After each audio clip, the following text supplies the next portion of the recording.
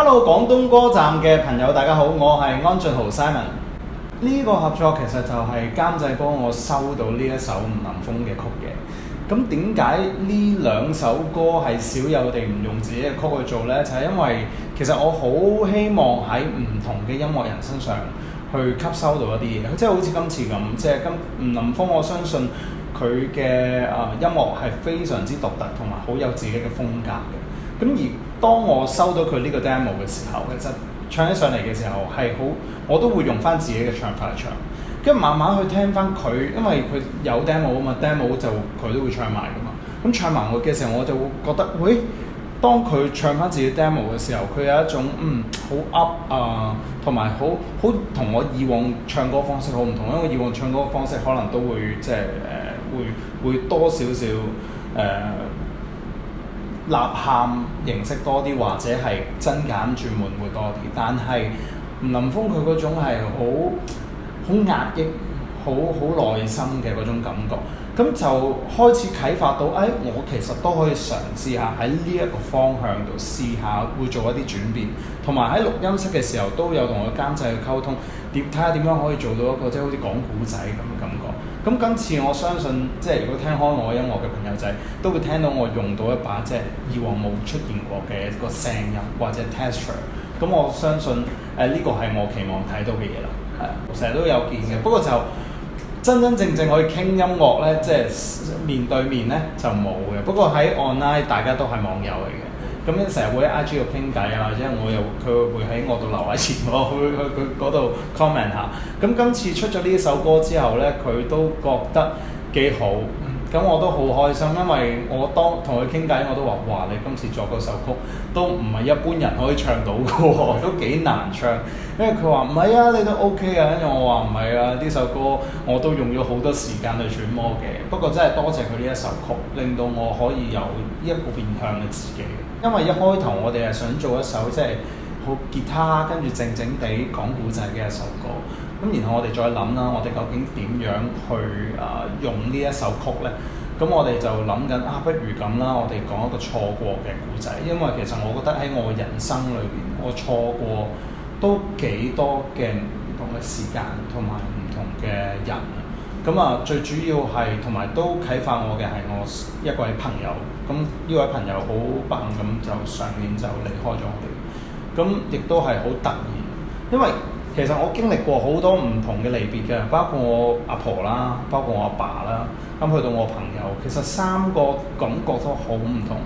咁去到由我阿婆嗰度開始講，我阿婆就係即係因為年紀大啦，咁亦都係好突然嘅翻家就走咗。咁其實都係一件好事嚟嘅，即係冇病痛咁樣。而我阿爸就同我阿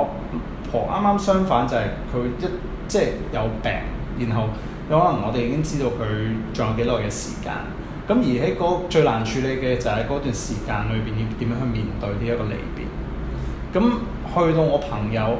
因為我朋友同我年紀係相若嘅，亦都大家成日見面。咁其實都完全冇諗過，即係你唔會突然間覺得你個 friend 會離開你㗎嘛？突然間，咁你根本上就冇諗過點樣去珍惜呢個人。你根本上冇諗過會錯過咗同佢相處嘅時間，即係好似上年我哋成班 friend 都有傾不如我哋去日本旅行啦，跟住我就話唔好啦，我都懶啊上年，因為都忙，咁就話不如今年去啦，2025年去，咁原來已經冇機會啦咁樣，咁我就好希望做一首即係講錯過嘅歌，咁大家聽完呢首歌或者睇完呢個 MV 之後都唔會去錯過身邊嘅人。因為老生常談，其實我哋都係會講珍惜啊，即係珍惜眼前人。但係其實我哋真真正正做到無憾有幾多個人？其實又好少喎。因為當件事真係發生喺自己身上嘅時候，我感受係好大。咁所以我將我由細到大嘅所有唔同嘅錯過嘅一啲情節，咁就將佢擺晒個 MV 裏邊。而今次亦都係自己第一次做 MV 導演，咁所以就自己嘅自由度大啲啦，咁又可以喺個畫面啊，甚至乎故仔裏邊都可以即係嗰個控制範圍大啲，咁所以我就覺得今次整個當我們終於不在一起嘅企劃啦，我哋叫做都係一個好安俊豪嘅個企劃，咁所以係非常之開心。都有嘅，有同監製講啦，有同阿木去傾偈啦。究竟即係呢份詞我想講啲咩啦？亦都講咗一啲關我即係由細到大，即係啱啱我講過嘅，即係包括婆婆啦、爸爸啦，即係或者係我朋友啦。咁亦都因為我嘅屋企即係屋企人，因為佢哋生意關係啦，我細個亦都開始即係試過好多次搬屋。咁一般就搬區，一搬區我就要轉校，咁一轉校我就即係同啲同學又已經係分道揚鑣啦咁樣，咁就其實都經歷過幾多次呢啲咁嘅事，咁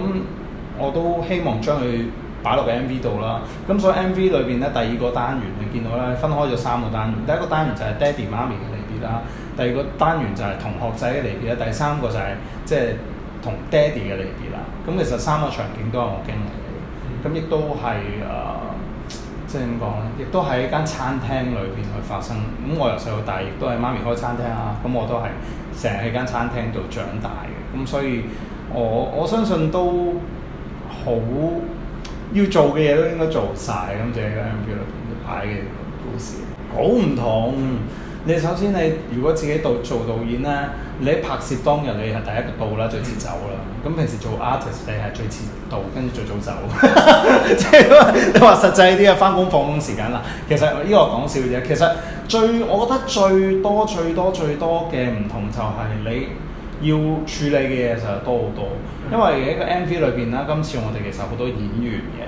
即係由小朋友嘅演員去到即係老人家演員啊，去到中間我哋揾咗啲資深嘅演員，其實全部演員都係千挑萬選出嚟，亦都係我哋去 casting 啦，然後去完 casting 之後咧，中間即係再執行啦，去到後邊啊調色啊剪接啊，所有嘅全部自己都有做，咁所以喺呢個方向上面咧，其實係已經係自然不同㗎啦，同平時拍 MV，因為平時拍 MV 你就係諗緊點樣可以咪嘴嗰陣時個樣好啲啊。或者係喺個情節上面，喺個情節交代上面啲演技點樣可以做好啲？但係今次自導自演咧，就反而覺得好似幾好，因為你會知道個導演諗乜啊嘛，個導演係自己，咁你只會做你自己想做嘅嘢啫嘛。咁所以我覺得今次 MV 都順利嘅，即係喺個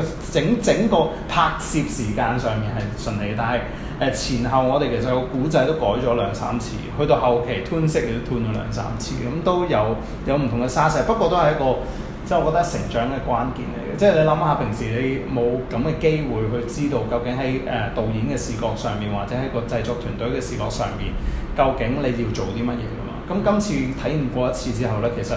去到之後呢啲經驗其實都會用得翻，亦都好多謝今次嘅製作團隊同埋演員們。亦都係俾咗好多好嘅嘢我，即係包括演技啦，包括佢哋嘅狀態，包括所有嘅嘢都，我覺得好滿意。其實今次試完一次之後咧，嗱，如果我係有時間嘅，